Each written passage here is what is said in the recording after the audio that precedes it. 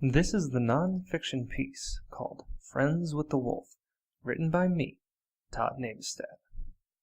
The train rolled down the tracks along the Irish coastline. I sat alone at my window seat, watching the land skate by. Waves crashed against the rocks along the coast. People wandered the streets in their towns. A few people were muttering in the train car, seated away from me. This was another train trip that I took on my own. It was a choice to be alone, to not ask anyone to join me.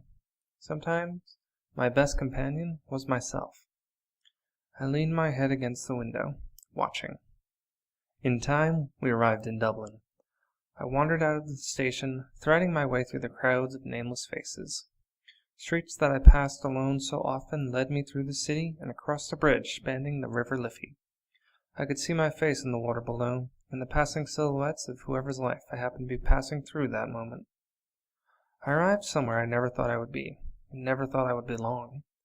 On a back street at a bar called the Academy, I formed in line with everyone else. I was there early, shivering a bit in the evening chill. The sun was still up, somewhere behind those gray clouds. The line wasn't that long, and I could tell that we were all excited. We were all here to see the same man, Andrew W.K.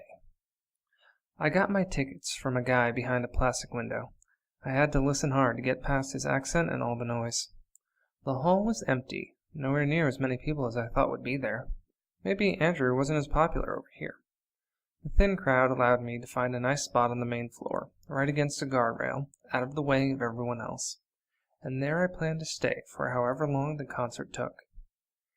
In time, the opening act came on stage. They were some local Dublin band, trying to hit it big. Unfortunately, they were the skinny jean, denim vest, greasy hair kind, and their act was as dead fucking dead as their last song. And while their music sucked, the crowd seemed to enjoy themselves. People were already being lifted into the air and thrown towards the stage, and someone's beer had already spilled over my shoes. After the lead singer finally stopped rolling on the floor and the band left, we had some downtime.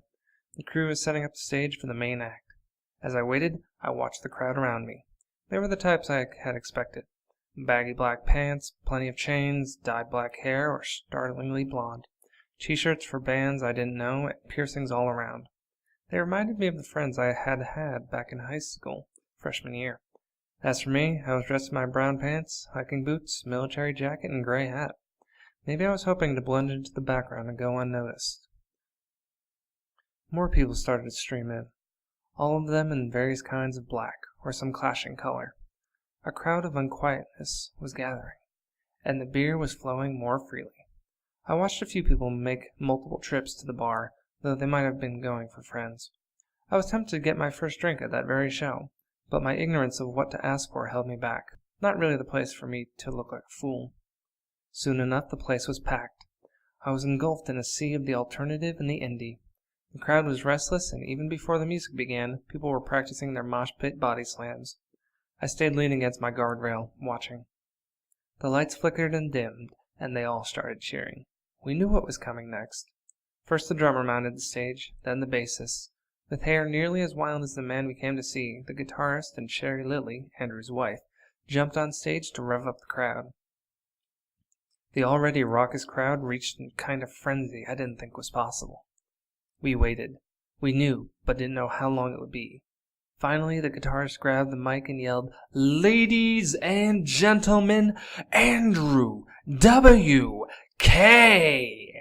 Everyone shouted as the man ran on stage, his white clothes bright in the crappy lighting and his long black hair flowing behind him. He bent down to high-five as many people as he could before grabbing the mic and signaling to start the music. "It's time to party," he shouted, and the crowd all sang along to the song of the same name. I leaned on my railing, bobbing my head with the music, not singing. The crowd was alive, the band was excited, the beer was flowing, and I observed.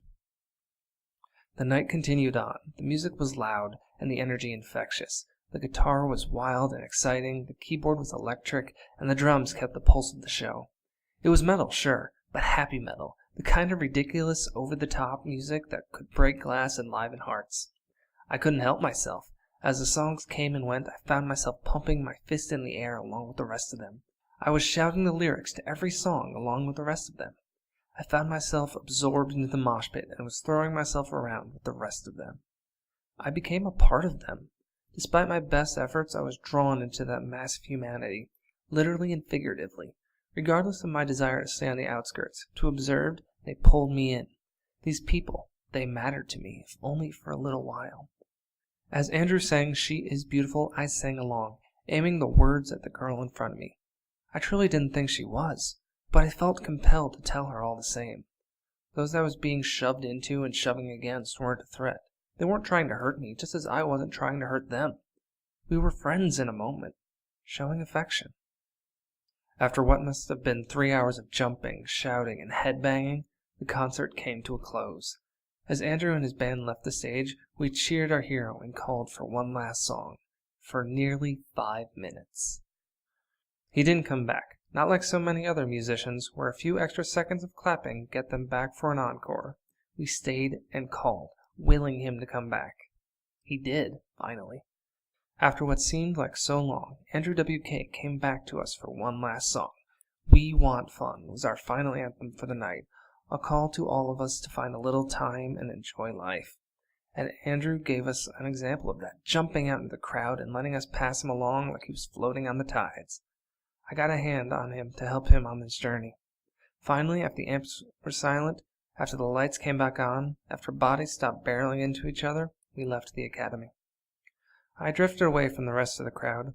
On my way out, I bought his signature white t-shirt with blood running down it, a memento of the night. In the night air, I realized how hot it was in there, how sweaty I was now. In the middle of the street, I peeled off the shirt I was wearing and donned Andrew's. Walking back to the train, I was stopped. A man in an orange dress and boa and his friend, a girl in an orange jersey, stopped me on the bridge over the River Liffey. They tried to talk to me, and it was then that I realized I couldn't hear what they were saying. The music had muted my hearing. The girl showed me her camera and said something.